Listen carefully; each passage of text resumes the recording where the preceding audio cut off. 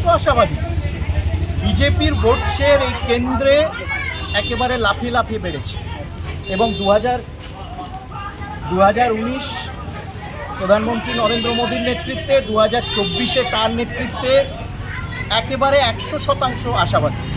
কেন এইবারে মানুষ আরও বেশি করে পরিবর্তন চাইছে, মানুষ আরও বেশি করে তারা একটি পরিষ্কার স্বচ্ছ পরিবেশ চাইছে।